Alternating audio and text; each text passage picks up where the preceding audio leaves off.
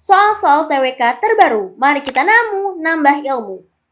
Kali ini kita akan membahas soal wawasan kebangsaan. Mari kita bahas bersama. Pancasila sebagai pandangan hidup bangsa harus diyakini, dipahami, dan dirasapi oleh seluruh kalangan masyarakat di Indonesia. Arah dan tujuan dalam pembangunan serta bertingkah laku kehidupan bermasyarakat sudah tertera di dalam nilai-nilai Pancasila. Akan tetapi, Pancasila seolah-olah dilupakan. Hal yang perlu dilakukan untuk menghadapi hal tersebut adalah titik-titik. Opsi pilihannya A. Mengikuti kegiatan-kegiatan yang sifatnya mengedukasi. B. Menjadi pelopor dalam menyuarakan kebenaran fakta. C. Berusaha memperbaiki diri untuk menjadi warga negara yang nasional. D. Menghadapi permasalahan bangsa dengan terbuka dan konsisten. E. Membumikan Pancasila dalam kehidupan sehari-hari dalam masyarakat. Nah, jadi teman-teman, dari opsi-opsi berikut, ya, semua opsi yang diberikan memiliki nilai penting dalam menghidupkan Pancasila.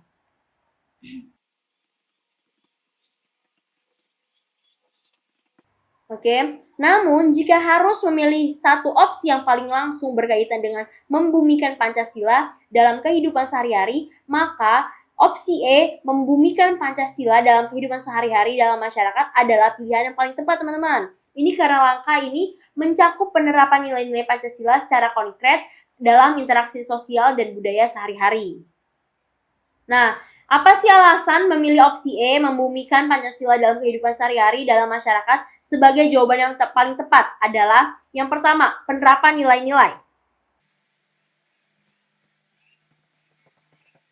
Oke, jadi teman-teman, membumikan Pancasila berarti mengintegrasikan nilai-nilai Pancasila dalam perilaku dan tindakan sehari-hari.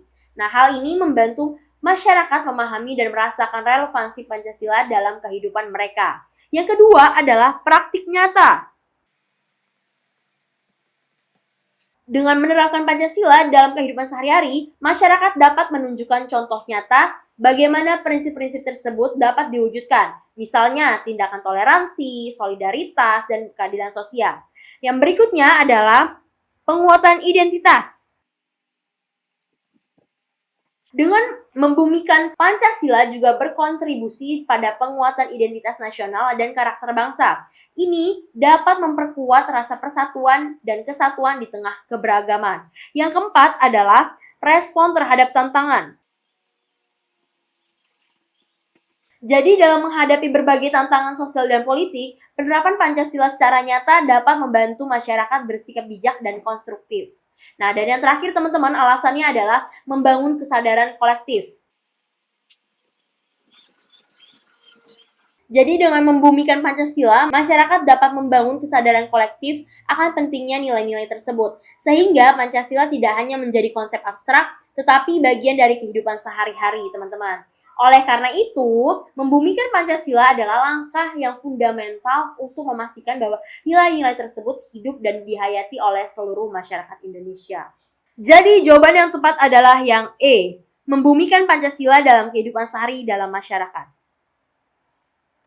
Oke, baiklah. Soal yang berikutnya. Keanekaragaman suku, agama, ras, dan antar golongan pada satu sisi merupakan kekayaan. Namun, di sisi lain akan dapat menimbulkan konflik. Tindakan yang dapat dilakukan untuk mencegah konflik yang sesuai dengan nilai-nilai Pancasila adalah titik-titik. Perhatikan lagi di sini. Ada kata namun ya teman-teman ya. Akan dapat menimbulkan konflik. Ini kata kuncinya pertama ya. Oke, kita lihat opsi jawabannya. A. Mengadakan pertemuan lintas agama. B. Menunggu jika ada gejala yang menunjukkan disintegrasi. C. Menyerahkan kepada tokoh agama agar dapat saling berkoordinasi. D. Selalu menjaga sikap dan perilaku yang mencerminkan toleransi. E. Menyerahkan kepada aparat keamanan jika terjadi konflik antar umat beragama. Oke, teman-teman. Kira-kira jawaban yang mana nih, teman-teman? Bisa tulis di kolom komentar ya, teman-teman ya. Nah, jadi tindakan yang paling sesuai dengan nilai-nilai Pancasila untuk mencegah konflik akibat keanekaragaman suku, agama, dan ras, dan antar golongan adalah, nah nih untuk mencegah konflik guys, mencegah konflik. Apa tindakannya? Yaitu adalah selalu menjaga sikap dan perilaku yang mencerminkan toleransi guys. Nih. Nah, jadi teman-teman, toleransi ini merupakan salah satu nilai dasar Ya, yang pertama nilai dasar. Dasar atau inti. Ya. Nah, nilai dasar dalam Pancasila, terutama dalam konteks persatuan dan kesatuan bangsa. Memelihara sikap toleransi membantu menciptakan lingkungan yang harmonis, guys. Berikutnya adalah pencegahan konflik. Pencegahan konflik.